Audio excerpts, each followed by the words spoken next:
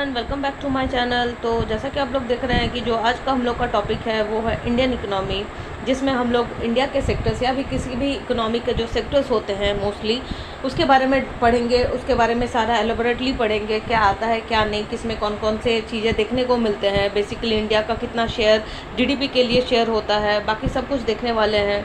और बेसिकली आज का जो हम लोग का टॉपिक है वो मोस्टली जो इकोनॉमिक्स के स्टूडेंट्स हैं, whether they are in class 9 और whether they are in class 11, 12, first year, second year, final year and MA as well, ये सबके लिए है। ये उन टारगेट मतलब आज का जो टारगेट है ऑडियंस वो इकोनॉमिक्स के लोगों के लिए है मोस्टली। एंड हाँ, जो इसके साथ भी जो रिलेट कर सकते हैं, जो जानना चाहते हैं कि आखिर इंडिया का इकोनॉमी या फिर कोई भी इकोनॉमी कैसे काम करती है, कितने सेक्टर्स में डिवाइड होती है और कौन से सेक्टर्स में क्या क्या काम होते हैं, तो उनके लिए भी है। तो चलिए स्टार्ट करते हैं, क्या है आज का हम लोग का टॉपिक और क्या क्या पढ़ने वाले हैं एक बार देख भी लेते हैं। तो लेट्स गेट स्टार्टेड। तो जैसे कि हम लोग देख रहे हैं कि जो आज का हम लोग ने पहले ही मैंने बोला कि जो आज का हम लोग का टॉपिक है वो बेसिकली इंडिया का इकोनॉमी है।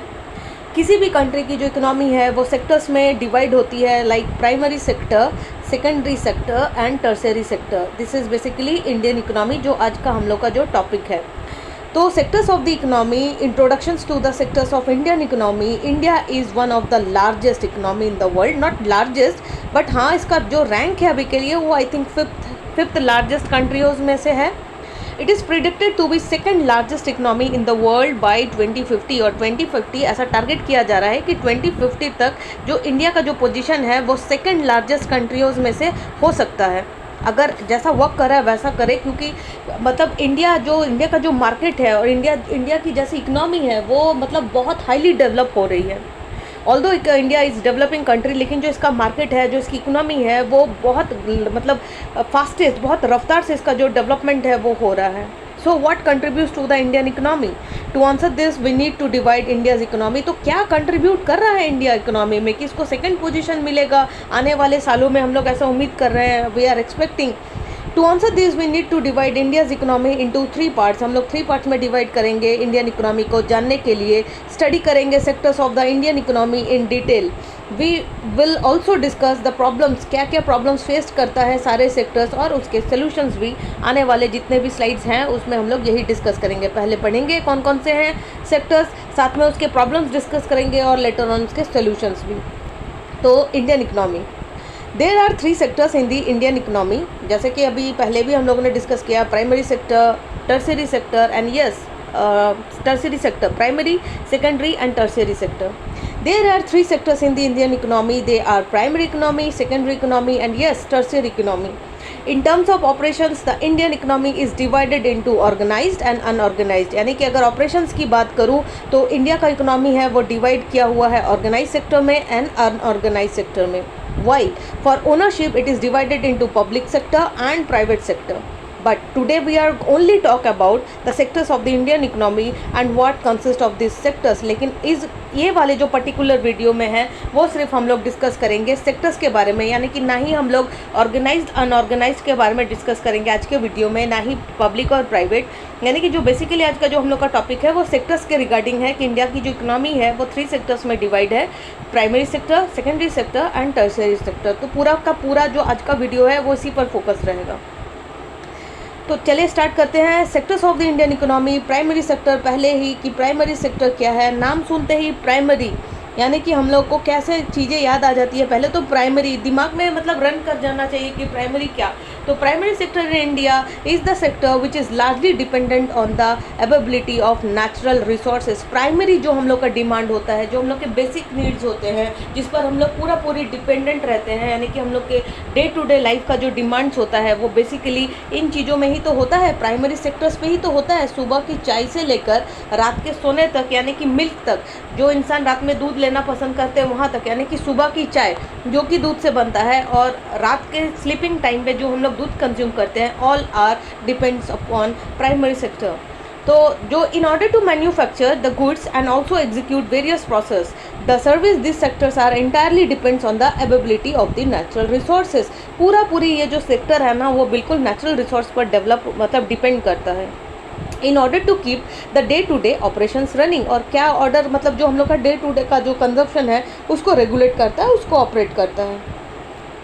As we have the clear idea of this sector, is the best example to discuss the sector is the agriculture sector. The other examples in this sector includes fishing and forestry. But agriculture account for the largest in this sector, cause we all are known India is agriculturist countries and about 70% of the population is depends on agriculture sector, which is primary sector. One of the major problem that this sector जो है वो face करता है under employment. भाई इस sector में बहुत under employment होता है. एज वेल जो डिस्गाइज्ड अनएम्प्लॉयमेंट होता है वो भी देखने को मिलता है. अभी आप लोग के दिमाग में होपफुली ऑल आर जो हम लोग के इकोनॉमिक्स फर्टिनिटी हैं वो अंडर एम्प्लॉयमेंट से तो कनेक्ट कर रहे हैं. May be they can also connect disguised unemployment. जो नहीं कनेक्ट कर पा रहे हैं उनके लिए बता दूं कि जो डिस्गाइज्ड अनएम्प्लॉयमेंट है ना वो ऐसी ये छुपी हुई बेरोजगारी होती है. यानी कि कोई बंदा अगर फॉर एग्जांपल कि मैंने ये एग्रीकल्चर फील्ड लिया और यहाँ पर बहुत सारे लोग काम कर रहे हैं, तो इसमें से अगर मैं 4 लोगों को बाहर निकाल भी दूँ ना तो भी काम में कोई इफेक्ट नहीं पड़ता. इसी को बोलते हैं छुपी हुई बेरोजगारी. मतलब ये लोग तो बेरोजगार हो गए लेकिन काम पे हमारे प्रोडक्शन पर कोई इसका इफेक्ट देखने को नहीं मिलता. तो मोस्टली जो एग्रीकल्चर जो प्राइमरी सेक्टर है उसमें under employment and disguised unemployment देखने को मिलता है. तो जो अंडर एम्प्लॉयमेंट्स होता है वो क्या अकाउंट करता है कि workers not working to the best of their capabilities. वो अपने कैपेबिलिटीज़ के अकॉर्डिंग काम नहीं करते. वाइल जो लेटर ऑन है यानी कि जो डिस्गाइज्ड अनएम्प्लॉयमेंट है वो क्या है कि workers not working to their true potential. वो अपने पोटेंशियल के अकॉर्डिंग काम नहीं कर पाते क्योंकि भाई एक फील्ड है, क्योंकि हम लोग को मालूम है कि जो सप्लाई ऑफ फील्ड है वो बिल्कुल लिमिटेड है. यानी कि पॉपुलेशन कितना भी बढ़े जो हम लोग का फील्ड है जो लैंड है वो तो फिक्स्ड है ना, दिस इज़ फिक्स्ड. तो इस पर तो हम लोग कुछ कर नहीं सकते. पॉपुलेशन जिस रफ्तार से बढ़ रहा है अभी के डेट में 139 करोड़ अप्रॉक्स जो इंडिया का पॉपुलेशन है वो तो बढ़ रही है लेकिन जो लैंड है वो तो नहीं बढ़ रहा, वो तो स्टैग्नेट है, वो फिक्स्ड है. तो जिसके कारण क्या देखने को मिलती है हम लोग को छुपी हुई बेरोजगारी देखने को मिलती है, अंडर अनएम्प्लॉयमेंट देखने को मिलता है.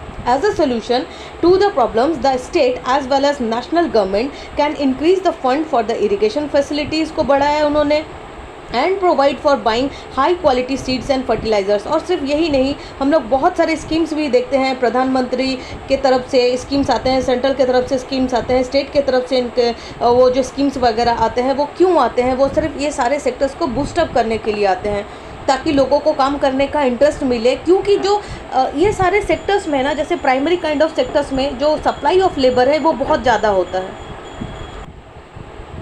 और बहुत तरीके के स्कीम्स लाता है. मतलब सिर्फ और सिर्फ बूस्टअप करने के लिए कि लोगों को इंटरेस्ट मिले, क्योंकि इस सेक्टर में बहुत सारा अनएम्प्लॉयमेंट देखने को मिलता है.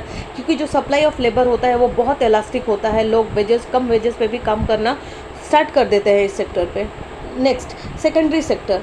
The economy in the sector is depend on the natural ingredients which are used to create the service and products offered and which at the end are used for consumption. भाई ये क्या है? Secondary sector is known for only for manufacturing. हम लोग manufacturing के नाम से जानते हैं. यानी कि जो हम लोग क्या किए एग्रीकल्चर से जो हम लोग फूड ग्रेन्स को निकाले, जो हम लोग क्रॉप्स को काटे, उनको बोरियों में पैक किया. बोरियों में पैक करने से लेकर उनको ट्रांसपोर्टेशन तक, यानी कि अगर ट्रांसपोर्ट करके मार्केट तक पहुंचाने का इनका ही काम होता है सेकेंडरी सेक्टर का. तो the economy sector is depends on the natural ingredients which are used to create the service and product offer which at the end are used for consumption. यानी कि यहाँ से हम लोग डायरेक्ट ये सीन है, यहाँ पर क्रॉप्स हम लोग किए, दिस इज़ क्रॉप. कोई भी क्रॉप, व्हीट है, राइस है, व्हाटएवर इट इज़, हम लोग उसको मैन्युफैक्चर में ले गए, उसको पैकेजिंग करा, उसको साफ़ करा, फिर उसको यहाँ पर ट्रक में लादा, माल को लादा, बोरियाँ लादे और उसको मार्केट तक पहुँचाने का काम सिर्फ और सिर्फ ये वाला सेक्टर करता है. तो ये क्या करता है, ये जो अनफिनिश प्रोडक्ट है उनको फिनिश प्रोडक्ट में चेंज करता है, साथ ही उसको कंजप्शन करने के लायक बनाता है. In terms of value added to the products and service, this sector is the best sector. और ये सेक्टर बहुत ही बेस्ट है. आने वाले समय में ऐसा देखा जा रहा था कि इंडिया ने, मतलब जो 3 सेक्टर्स है ना, कि प्राइमरी है, अभी हम लोगों ने पढ़ा ना कि primary sector, secondary sector and tertiary sector. तो इंडिया प्राइमरी से सीधा टर्शियरी सेक्टर पे, यानी कि थर्ड वाला जो सेक्टर है उस पर जंप कर गया था. उसने ज़्यादा मैन्युफैक्चर पे ध्यान नहीं दिया था, जिसके कारण क्या हुआ कि जो इकनॉमी है हम लोग को थोड़ा सा पीछे देखने को मिला. अदरवाइज़ अगर वो अभी फिर से काम कर रहा है मैन्युफैक्चर, हम लोग फिर से इंडस्ट्री वगैरह सेटअप करने की बात कर रहे हैं, जो सस्टेनेबल डेवलपमेंट के जो गोल्स हैं यानी कि ग्रीन क्लीन, ये सब पे ध्यान दे रहे हैं और साथ में बहुत सारा काम कर रहे हैं. तो ये जो है कि जो सर्विस है ये बहुत ही बेस्ट सेक्टर है, यानी कि मैन्युफैक्चर वाला। आप खुद ही देखो ना, एक अनफिनिश प्रोडक्ट को फिनिश प्रोडक्ट बना रहे हैं, साथ में उसको कंजप्शन करने के लायक बना रहे हैं, तो हुआ ना ये अच्छा sector. The major example that fall under this category are transportation and manufacturing. Both of this sectors end product जो भी है, बोथ दिस सेक्टर्स जो भी primary and secondary end product is the consumption by the people. भाई ये समाप्त कहाँ होता है? जब तक हम लोग उस प्रोडक्ट को कंज्यूम करते हैं। प्रोडक्ट बना, राइस यहाँ पर प्रोड्यूस हुआ, राइस प्रोड्यूस हुआ, उसको ये इंडस्ट्री में पूरा साफ़ किया गया, उसका पैकेजिंग किया गया, यहाँ पर बासमती राइस लिखा गया, बासमती राइस को मार्केट तक पहुँचाया गया, मार्केट में वहाँ पर हम कंज्यूमर आया, मार्केट में कंज्यूमर ने ख़रीदा और प्लेट में उसके जो राइस हैं वो पहुँचा, तो वो कंज्यूम किया, उसको खाया। यहाँ तक ये दोनों सेक्टर्स प्राइमरी और जो सेकेंडरी हैं ये बहुत फ्रूटफुल हैं। This sector is responsible for the employment of almost 14% of entire work force currently working in India. अभी करंटली वर्किंग इंडिया में एटलीस्ट 14% जो लोग हैं वो एंटायर वर्क फोर्स इसी में है। The secondary sector also contribute almost 28% of share of GDP। और जो 28% किस में कंट्रीब्यूट कर रहा है? सेकेंडरी सेक्टर हमारे GDP में ना। What is GDP? ये टर्म हम लोग मतलब रोज़मर्रा में न्यूज़ में बोलो, न्यूज़पेपर में बोलो, गवर्नमेंट के अनाउंसमेंट में बोलो, गवर्नमेंट के पॉलिसीज़ में बोलो, गवर्नमेंट के स्कीम्स में बोलो, सेंट्रल बैंक्स यूज़ करता है, ग्लोबली यूज़ किया जाता है, हेल्थ सेक्टर के थ्रू यूज़ किया जाता है। मतलब oftenly we are use the word GDP। So what do you mean by GDP? तो GDP का क्या मतलब हुआ? तो GDP का मतलब है, जिसका फुल फॉर्म है gross domestic product, gross domestic product. तो ये किस बला का नाम है भाई? इतने लोग इसको यूज़ करते हैं, आखिर इसके पीछे का राज क्या है? ये इतना फेमस क्यों है ये टर्म? तो ये फेमस इसीलिए है कि GDP क्या है कि टोटल मॉनेटरी और market value of all the finish goods. यानी कि ये क्या हुआ कि ये एक मार्केट वैल्यू या फिर मॉनेटरी है, यानी कि मैं बात करूँ तो इट्स अ मॉनेटरी और market value of all finished good. जितने की फिनिश्ड गुड्स हैं, goods and services, hang on, जितने भी finished goods and services within country, मतलब कंट्री में, कंट्री के अंदर ही, country border, countries border in a specific year, और स्पेसिफिक ईयर और 1 ईयर, एक ईयर में जितने भी फिनिश प्रोडक्ट होते हैं उनका सारा जितना भी मॉनेटरी वैल्यू है उसको दर्शाता है कौन? GDP। तो ये है GDP। ऑफनली हम लोग ये सारे वर्ड्स को सुनते रहते हैं न्यूज़ वगैरह में, लेकिन कनेक्ट नहीं कर पाते, सोचते हैं GDP क्या है और इतना बार इसका नाम क्यों लिया जाता है। तो अभी वही बोला यहाँ पर कि ये जो सेक्टर है ना, सेकेंडरी सेक्टर, वो क्या करता है? कंट्रीब्यूट करता है ऑलमोस्ट 28% कंट्रीब्यूट करता है किसमें? हमारे GDP में। और this sector is the backbone of the Indian economy. Indian economy का बैकबोन है secondary sector, and there are more development and growth in the near future. और नियर फ्यूचर में यहाँ पर और डेवलपमेंट और ग्रोथ देखने को मिलेगा। Next, tertiary sector. तो टर्शियरी सेक्टर क्या है? नाम से ही पता चल रहा है ये तीसरा है, मतलब जो टर्शियरी यानी कि थर्ड जो हम लोग का सेक्टर है। This sector contributes the largest in terms of the share in the GDP in India. और ये वाला जो सेक्टर है वो हम लोग के largest in terms of share, GDP का जो शेयर है उसमें बहुत ज़्यादा कंट्रीब्यूट करता है। The sector is also service sector and is important when you consider the development of other two sectors। और ये important इसीलिए हो जाता है क्योंकि हम लोग जब दूसरे दो ऊपर के दो सेक्टर्स के डेवलपमेंट की बात करते हैं तो वो दो सेक्टर्स इसी में इंक्लूड हो जाता है, service sector. Like the previous sector, this sector is also added values to the products. और दूसरे जो हम लोग अभी प्राइमरी पढ़ा, सेकेंडरी पढ़ा, वो दोनों जैसे कि मतलब हेल्पफुल होते हैं, वैसे ये सेक्टर भी हेल्पफुल है। This sector is responsible for employing 23% of the work force out of the total work force currently working in India. और जितने लोग करंटली अभी वर्क कर रहे हैं उसमें 23% ऑफ द वर्किंग फोर्स काम कर रहे हैं किसमें? सिर्फ और सिर्फ सर्विस सेक्टर में। तो द एग्जाम्पल क्या है भाई? तब टर्शरी सेक्टर में कौन कौन सी चीज़ें आएंगी? तो जो एग्जाम्पल है वो सर्विस सेक्टर का वो हो गया IT हो गया, कंसल्टिंग हो गया, बैंक हो गया, मतलब बैंकिंग के जितने भी हैं जो हम लोग फॉरेन से जो टूरिस्ट आते हैं, जो टूरिस्ट वगैरह जो सेक्टर देखते हैं वो सब इसमें आ जाता है। यानी कि बेसिकली जो जिसमें हम लोग सर्विस प्रोवाइड करते हैं, डॉक्टर हो गया, लॉयर्स हो गए, ये सब क्या करते हैं, टीचर्स हो गए, प्रोफेसर्स हो गए, what all they are do, they do some service, they provide some service ना, वो सर्विस प्रोवाइड करते हैं, लॉयर अपना, डॉक्टर्स अपना, टीचर्स अपना, प्रोफेसर्स अपना, तो all they perform their duties और हम लोग को क्या प्रोवाइड करते हैं, service. This sector contributes almost, see data, 59% of the total share of GDP, total share GDP का 59% शेयर करते हैं, यानी कि इनका कंट्रीब्यूशन होता है। The main problem that this sector is that the job which involve lower salary do not attract much employment। भाई यहाँ की सैलरी बहुत लो होती है, जहाँ जिसके कारण यहाँ पर जो लोग हैं वो काम करने के लिए ज़्यादा अवेलेबल नहीं होते। साथ ही यहाँ पर मिसिंग है, एक और भी चीज़ बता दूँ कि ये जो सेक्टर है ना, सर्विस सेक्टर, इसमें कुछ स्किल्स की भी ज़रूरत पड़ती है। जैसे कि अगर मैं टूरिज़्म की बात करूँ, फॉर एग्ज़ाम्पल अगर टूरिज़्म की बात करूँ तो भाई टूरिज़्म में जो एम्प्लॉयमेंट अगर हायर भी करता है कंपनी, तो भाई वो कैसे एम्प्लॉय को हायर करेगा, जिसका कम्युनिकेशन स्किल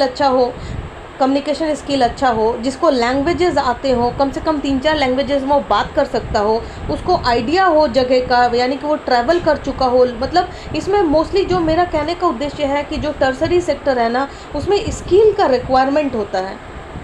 जैसे कि आईटी सेक्टर से अभी बोला मैंने कि भाई एक बंदा जिसको आईटी का एम्प्लॉय का ज़रूरत है, तो नो डाउट उसको वैसे इंसान की ज़रूरत है ना जिसको आईटी के काम मालूम है। जिसको आईटी के काम मालूम ही नहीं है, यानी कि इंफॉर्मेशन टेक्नोलॉजी का जिसको कोई आइडिया ही नहीं है, आप उसको तो रख नहीं सकते। तो जिसके कारण क्या हो जा रहा है कि ये जो सेक्टर्स है ना, वो मतलब वेकेंट रहते हैं ज़्यादा से, क्योंकि लोग ये स्किल को ग्रैब नहीं कर पाए हैं फ़िलहाल के लिए। एटलीस्ट काम तो चल रहा है, लोग अभी स्कूलों में भी मतलब बिल्कुल निचले स्टैंडर्ड से ही आईटी को फ्यूज़ किया हुआ है, ताकि बच्चों को नॉलेज मिले कि आईटी क्या है। तो 10th में, 11th 12th में, 10th के बाद तो अलग ही आप ले सकते हो, कंप्यूटर साइंस लेके पढ़ सकते हो, आप बाद में ऑनर्स वगैरह कर सकते हो, मास्टर्स कर सकते हो। तो फिलहाल के लिए सारे काम चल रहे हैं, लेकिन जो पहले से है उनको नहीं मालूम है, जिसके कारण ये जो सेक्टर है ये थोड़ा सा वेकेंट है। और यहाँ पर क्या होता है, उतना ज़्यादा लोग मतलब काम के लिए अवेलेबल नहीं होते, क्योंकि स्किल मैच नहीं कर पाता। And this remains the future dilemma as India is looking for double digit growth in the near future। और ये डबल डिलेमा मतलब डिलेमा है कि जो India is looking for double digit growth in the near future. तो this is all about today's video.